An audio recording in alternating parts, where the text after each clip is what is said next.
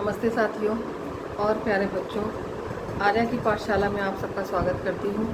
और चैनल पर नए आए हैं तो आप ज़रूर से सब्सक्राइब कर लीजिए ताकि आपको मेरे वीडियोस प्रॉपर तरीके से मिलते रहें। और जैसा कि जो हमारे पुराने स्टूडेंट्स हैं, जो पुराने बच्चे जुड़े हुए हैं, जो पुराने लोग जुड़े हुए हैं, उनको पता होगा कि मैं इस समय क्या पढ़ा रही हूँ। तो पिछले एपिसोड में आपने देखा होगा कि वाक्य किस प्रकार बनाते हैं और शब्द संयोजन और शब्द विन्यास क्या होता है और वाक्य संयोजन या वाक्य विन्यास किस प्रकार से किया जाता है, ये हमने पिछले एपिसोड में आपको बताया था।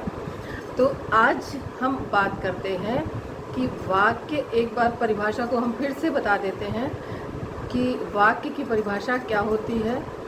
दो या दो से अधिक शब्दों का समूह, दो या दो से अधिक शब्दों का समूह जो सार्थक अर्थ दे, पूरा पूरा अर्थ दे, उसको हम वाक्य कहते हैं। जैसे राम जाता है, सीता जाती है, सीता गाती है, सीता खाती है, मोहन आता है, सोहन पढ़ता है, माता खाना बनाती है, लीला गाती है। तो ये सारे जो हैं वाक्य हैं जिनमें दो या दो से अधिक शब्दों का प्रयोग किया गया है और शब्दों के प्रयोग के बाद जो भी सार्थक अर्थ दे रहा है, जैसे कि राम जाता है। पिछले एपिसोड में आपने देखा होगा कि मैंने बताया था कि मान लीजिए कि राम जाता है, तो मैंने जंबल कर दिया, इधर उधर लिख दिया, है जाता राम, इस तरीके से कर दिया, तो ये सार्थक अर्थ नहीं दे रहा है। हमें इन शब्दों को प्रॉपर तरीके से बिठाना पड़ता है, इस प्रॉपर तरीके से रखना पड़ता है। वाक्य में जब हम वाक्य बनाते हैं तो सबसे पहले हम ये देखते हैं कि काम का करने वाला कौन है। उसके बाद फिर क्रिया मीन्स क्या काम किया जा रहा है, तो काम का करने वाला कौन है। तो मान लीजिए कि कोई संज्ञा है या कोई सर्वनाम। संज्ञावाचक, इसमें वाक्य भी अलग अलग तरीके के होते हैं। संज्ञावाचक होते हैं, सर्वनामवाचक होते हैं, विशेषणवाचक होते हैं। तो उन वाक्यों में जैसे मान लीजिए संज्ञावाचक मतलब जो कि संज्ञा से शुरू होते हैं। जैसे मैंने आपको बताया राम जाता है, तो राम संज्ञा हुआ, क्योंकि ये नाम है तो ये संज्ञावाचक हो गया। और वो क्या काम कर रहा है, जाता है, तो क्रिया हो गई जाता है। तो हमने वाक्य बनाया राम जाता है, तो ये हो गई संज्ञावाचक वाक्य। अब वह जाता है या वह जाती है, वह खाती है, वह पीती है, वह रोती है, वह हंसती है, इस तरीके के जितने भी होंगे, तुम करो, तुम जाओ, तुम ये करो, मैं खाता हूँ, मैं जाता हूँ, मैं जाती हूँ, इस तरीके के जितने भी शब्द होते हैं, उसकी किताब है, उसका घर है। तो ये जो शब्द होते हैं ये सर्वनाम शब्द होते हैं और इस तरीके के वाक्य जो होते हैं वो सर्वनाम वाच्य वाक्य होते हैं। अब विशेषण वाक्य क्या होते हैं ये समझ लीजिए। विशेषण वाक्य वो होते हैं जैसे कि साधु है, साधु अच्छा है, अच्छा साधु है। तो अच्छा विशेषण साधु की विशेषता बता रहा है। विशेषण की जब परिभाषा हम पढ़ेंगे तो हम बताएंगे, जब परिभाषाएं पढ़ेंगे, संज्ञा की परिभाषा, सर्वनाम की परिभाषा, तो उसी में विशेषण की परिभाषा भी आएगी, तब हम आपको ये सारी चीज़ें क्लियर करेंगे। लेकिन अभी आप ये जान लीजिए, विशेषण वाचक वाक्य जो हैं जिनमें कि अच्छा साधु है, तो साधु की विशेषता बता रहा है अच्छा, तो अच्छा पहले लगा हुआ है तो विशेषण वाक्य कहलाएगा। अच्छी लड़की है, अच्छा लड़की की विशेषता बता रहा है, अच्छी है, तो वो भी विशेषण वाक्य हुआ। सुंदर लड़की है, तो लड़की की विशेषता क्या हुई, सुंदर, तो है यहाँ पर क्रिया हो गई, क्योंकि यहाँ पर है या जाता है या कोई भी क्रिया लगाए तो है भी क्रिया का ही रूप है। जैसे है, हो, हूँ, है, ये इस तरीके के जितने भी जो है शब्द होते हैं ये भी क्रिया होते हैं। ये हम आपको आगे बताएंगे कि क्रिया क्या क्या होती हैं और कौन कौन सी होती हैं, ये आगे के एपिसोड्स में हम बताएंगे।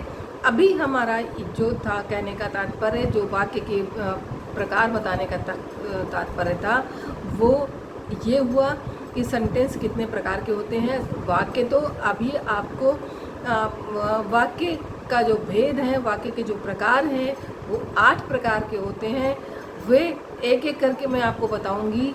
पहले आप समझ लीजिए कि कौन कौन से, किस तरीके से क्या वाक्य का कौन कौन सा प्रकार होता है, वाच्य किस वाच्य पे वाक्य लिखा जाता है। संज्ञावाचक हो गए, सर्वनाम वाचक हो गए, विशेषण वाचक हो गए। तो इस तरीके से जो है वाक्य होते हैं। अब वाक्य के प्रकार जान लेते हैं। वाक्य के प्रकार जान लेते हैं तो पहला होता है सरल वाक्य, साधारण वाक्य। तो साधारण वाक्य जो हैं वो होते हैं जिनमें जो है किसी भी प्रकार के शब्दों का शब्दों का संयोजन हो और उनमें नहीं या नकारात्मक या प्रश्नवाचक या विस्मयादि बोधक इस तरीके का कोई भी चिन्ह परिलक्षित नहीं हो रहा हो और वो एकदम साधारण हो, तो वो साधारण वाक्य कहलाता है। जैसे आपको बताया, माता खाना बनाती है, तो ये साधारण वाक्य है। इसमें कोई भी नहीं या क्या या इस तरीके का कुछ भी जो है नहीं लगा हुआ है, तो वो जो है साधारण वाक्य हुआ। तो अर्थ के आधार पर वाक्य देखा जाए, तो अर्थ के आधार पर देखा जाए वाक्य को 8 प्रकार में बांटा गया है। विधानवाचक, इच्छावाचक, संकेतवाचक, प्रश्नवाचक,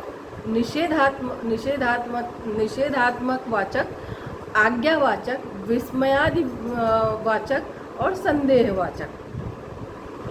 विधानवाचक जो वाक्य होते हैं वे क्या होते हैं? जिस तरह से इस तरह के वाक्यों में किसी तरह की जानकारी प्राप्त हो, उसे हम विधानवाचक कहते हैं। जानकारी प्राप्त हो, जैसे कि मोहन विद्यालय जाता है, ये एक जानकारी मिल रही है कि मोहन क्या कर रहा है, विद्यालय जा रहा है। तो ये जो है पता चल रहा है कि क्या काम किया जा रहा है, वो साधारण वाक्य विधानवाचक वाक्य हुआ। उसमें वाक्यों में भी एक चीज़ बताई थी आपको कि उद्देश्य और विधेय दो होते हैं। उद्देश्य को कर्ता कहते हैं और विधेय जो होता है जिस काम को किया जा रहा होता है। जैसे कि अंग्रेजी में सब्जेक्ट एंड प्रेडिकेट होता है। सब्जेक्ट कर्ता होता है, काम का करने वाला होता है। प्रेडिकेट जिस काम को किया जा रहा होता है उसको हम प्रेडिकेट कहते हैं। उसी तरीके से हिंदी में विधेय कहते हैं। तो अब आप इसको ऐसे समझ लीजिए कि जो काम का करने वाला है, मान लीजिए कि संजीव पढ़ने जाता है, तो संजीव काम का करने वाला हुआ, उद्देश्य हुआ, कर्ता हुआ, और पढ़ने जाना उसका जो है वो विधेय हुआ, मीन्स प्रेडिकेट हुआ, ऑब्जेक्ट हुआ। काम का किया जाना माना जाना चाहिए यहाँ पर कि क्या काम किया जा रहा है, वो पढ़ने जा रहा है। तो ये जो हुआ साधारण वाक्य हुआ। इससे हमें ये जानकारी मिल रही है कि वो पढ़ने जाता है। इसी तरीके से दिल्ली एक केंद्र शासित प्रदेश है। तो दिल्ली केंद्र शासित प्रदेश है, केंद्र द्वारा शासन किया जाता है, ये इस वाक्य से पता चल रहा है। इसलिए हम इसको साधारण वाक्य और विधानवाचक वाक्य कहेंगे। तो गंगा पवित्र नदी है, ये सब साधारण विधानवाचक वाक्य में आएंगे। ये विधान बता रहे हैं, सत्य क्या बात कही जा रही है, जिनसे हमें जानकारी मिल रही है, उसको हम विधानवाचक वाक्य, साधारण वाक्य कहते हैं। अब आशा करती हूँ कि आपको ये चीज़ क्लियर हो गई होगी। 2-4 और उदाहरण दे देते हैं। दिल्ली एक केंद्र शासित प्रदेश है। दिल्ली के विषय में ये बताया जा रहा है कि ये केंद्र द्वारा शासित प्रदेश है। गंगा पवित्र नदी है, गंगा के लिए बताया जा रहा है कि ये पवित्र नदी है। और भोपाल मध्य प्रदेश की राजधानी है, लखनऊ उत्तर प्रदेश की राजधानी है, कानपुर गंगा के किनारे स्थित है, मथुरा यमुना के किनारे स्थित है, ताजमहल आगरा में है। इस तरीके के जो भी सेंटेंस होंगे जिनसे कि हमें जानकारी मिल रही हो, किसी काम का होना पता लग रहा हो और उनसे ना तो नकारात्मक ध्वनि आ रही हो, ना तो प्रश्नवाचक ध्वनि आ रही हो, उनसे परिलक्षित हो रहा हो कि वो उससे प्रश्न पूछा जा रहा है, या उससे नकारात्मक परिलक्षित हो रहा हो, उसमें कुछ नहीं किया जा रहा है, काम का करना नहीं होना पता लग रहा है, उसको हम साधारण वाक्य या विधानवाचक वाक्य कहते हैं। तो ये आपका आज हुआ विधानवाचक वाक्य। दूसरा वाक्य इसी के साथ साधारण के साथ लगातार हम समझ लेते हैं। नकारात्मक वाक्य किसे कहते हैं? नकारात्मक वाक्य वे होते हैं जिन वाक्यों के द्वारा ये पता चलता है कि काम नहीं किया जा रहा है, वो नकारात्मक वाक्य कहलाते हैं। तो एक बार फिर से समझ लीजिए, जिन वाक्यों के द्वारा ये पता लगे कि काम नहीं किया जा रहा है, वे नकारात्मक वाक्य कहलाते हैं। उदाहरण देखिएगा कि सीता घर नहीं जाती है, नहीं जा रही है। इसमें वाक्य के बीच में नहीं लगा हुआ है और नहीं से ये समझ में आ रहा है कि वो काम को नहीं कर रही है। माता खाना नहीं बना रही है, इस वाक्य से ये पता चल रहा है कि काम नहीं किया जा रहा है, माता खाना नहीं बना रही है। तो इससे काम का होना नहीं पता लग रहा है, तो इसको नकारात्मक वाक्य कहेंगे। इनके इस प्रकार के वाक्यों में वाक्य के मध्य में नहीं आता है, पहले कर्ता होता है, उसके बाद में जो है क्रिया हो जाती है या विधेय हो जाता है, और नहीं लगाते हैं उसके बाद फिर क्रिया लगाते हैं। सीता घर नहीं जा रही है, सीता कर्ता हो गई, सब्जेक्ट हो गई, सीता उद्देश्य हो गया, और जाती है जा रही है ये आपका विधेय हो गया, प्रेडिकेट हो गया। और बीच में क्या काम करना था उसको, घर नहीं जा रही थी, घर नहीं जा रही है, और नहीं हमने लगाया बीच में, क्या कर रही है, घर जा रही है, और नहीं लगा दिया तो घर नहीं जा रही है। तो इससे ये पता चला कि ये वाक्य नकारात्मक वाक्य है। ठीक है। राम पुस्तक नहीं पढ़ता है, तो राम के द्वारा क्या पता लग रहा है, राम पुस्तक नहीं पढ़ रहा है। सब्जेक्ट जो उद्देश्य है, जो करता है, वो काम को नहीं कर रहा है, तो यहाँ पर भी वाक्य नकारात्मक हो गया। माता खाना नहीं बना रही है, तो यहाँ ये भी नकारात्मक वाक्य हो गया। बंदर पेड़ पर नहीं सो रहा है, तो ये भी नकारात्मक वाक्य हो गया। तो आप इस तरीके से समझ लें कि वाक्य के मध्य में जब नहीं दिया गया हो, तो वो वाक्य नकारात्मक वाक्य कहलाते हैं। अब तीसरा समझ लीजिए, प्रश्नवाचक वाक्य। प्रश्नवाचक वाक्य वे होते हैं जिन वाक्यों के आरंभ में क्या, क्यों, कैसे, कहाँ, कैसे इत्यादि शब्द लगे हुए होते हैं वे, और वाक्य के मध्य में कहाँ, कैसे इत्यादि भी लगा होता है, तो भी वे प्रश्नवाचक वाक्य कहलाते हैं। आगे चिन्हों के विषय में भी विराम चिन्ह जो होते हैं, जब आप वाक्य बनाने लग जाएंगे तो आपको विराम चिन्ह कौन से कहाँ पर लगाने हैं, ये मैं आप वाक्य के जो है भेद बताने के बाद आपको विराम चिन्ह के विषय में भी बताऊंगी, क्योंकि बिना विराम चिन्ह आप अच्छी तरीके से समझे हुए आप उसको प्रॉपर तरीके से वाक्यों को या जो है जो भी आपका जो लिखेंगे वो सही नहीं हो पाएगा। तो इसलिए आगे यहाँ पर मैं इसलिए जो है विराम चिन्हों का मैंने चर्चा की कि यहाँ पर जब प्रश्न वाचक जो है आप वाक्य लिखेंगे तो इसके अंत में क्वेश्चन मार्क यानी प्रश्नवाचक चिन्ह बनाया जाएगा, जो कि इस तरीके से बनेगा। पेन कहाँ गया?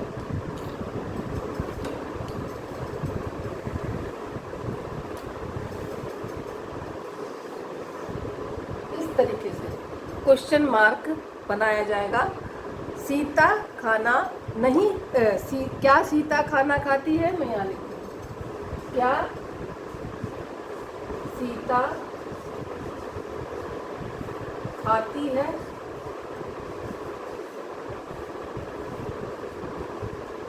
ये क्वेश्चन मार्क लगा हुआ है, यहाँ पे लगा हुआ है क्या, ये क्या लगा हुआ है, इसके बाद में क्वेश्चन मार्क, ये क्वेश्चन मार्क लगा हुआ है। तो जिन वाक्यों के अंत में क्वेश्चन मार्क दिया हुआ हो और वाक्यों के आरंभ में क्या, क्यों, कैसे इत्यादि कुछ शब्द लगे हुए होते हैं, वो प्रश्नवाचक वाक्य होते हैं। क्या मैं अंदर आ सकता हूँ? क्वेश्चन मार्क क्या पहले लगा हुआ है, क्यों वहाँ जा रहे हो, तुम क्या कर रहे हो। तो जो वाक्य के मध्य में भी आते हैं, क्या, क्यों, कैसे, कहाँ इत्यादि जो शब्द होते हैं, वो जो वाक्य के मध्य में भी आते हैं, वो भी प्रश्नवाचक वाक्य होते हैं। तो इस तरीके से आप इसको समझ लीजिए, ये प्रश्नवाचक वाक्य होते हैं। इच्छा, अब आता है चतुर्थ इच्छात्मक वाक्य, जिसमें इच्छा परिलक्षित हो रही है। मैं वहाँ जाना चाहता हूँ, तुम वहाँ जाओ, ये मेरी इच्छा है। आज्ञा वाले में आ जाते हैं, आज्ञार्थक वाक्य होते हैं, इच्छात्मक वाक्य होते हैं। तो वाक्य 8 होते हैं।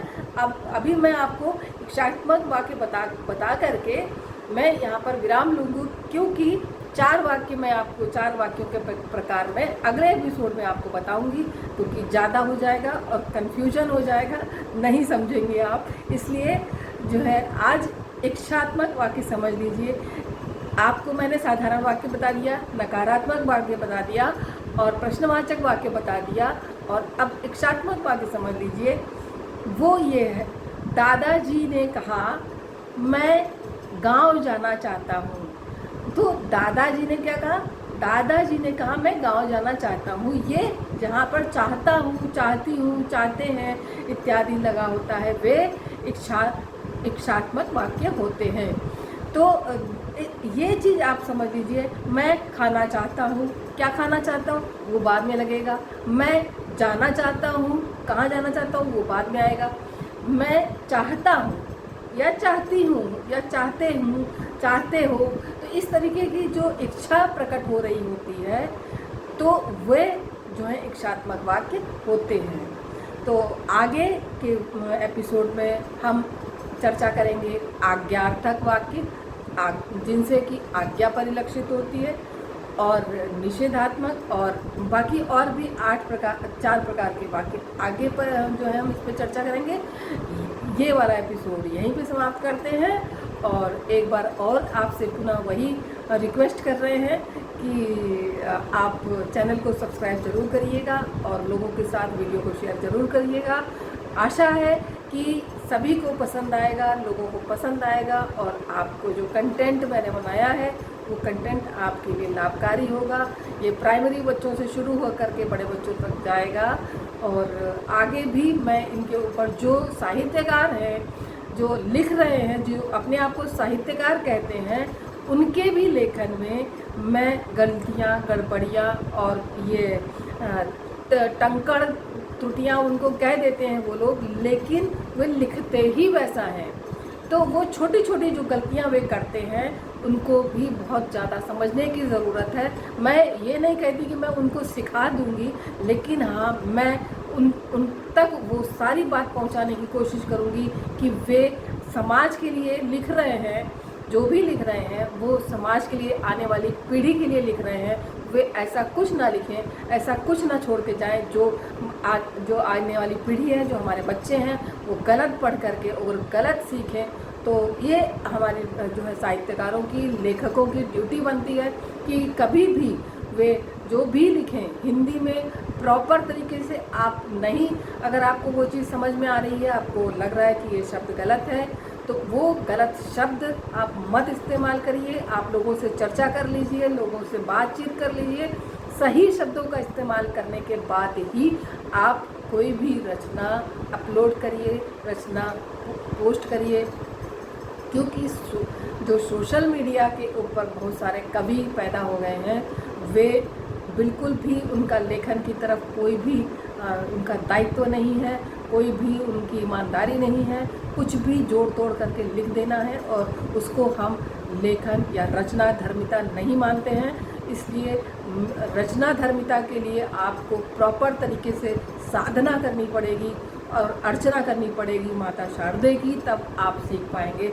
यूं ही आप साहित्यकार नहीं बन सकते। इसलिए आगे के एपिसोड्स में मैं ज़रूर से उनके लिए भी कहूँगी, उनके लिए भी मैं बताऊँगी कि किस प्रकार की छोटी छोटी वो जो है गलतियाँ करते हैं। मीडिया कर्मी जो हैं, अखबार में जो वो न्यूज़ लिखते हैं, वे वहाँ पर गलतियाँ करते हैं। जो संपादक होते हैं, उन संपादकों से मेरा कहना है कि वे वो गलत जो शब्द छापे जाते हैं, उन गलतियों को वहीं पर सही किया करें और उन गलत शब्दों का इस्तेमाल जो भी होता है वो अखबारों में नहीं आना चाहिए। ये ड्यूटी बनती है सारे अखबार वालों के, संपादकों की, जो भी पत्रिकाएं हैं और जो समाचार पत्र हैं, उन सब के संपादकों का ये दायित्व बनता है कि वे गलत कोई भी शब्द आने ना दें। ये संपादक की जो है जिम्मेदारी, प्रकाशक की जिम्मेदारी हो जाती है और बहुत बड़ी जिम्मेदारी होती है।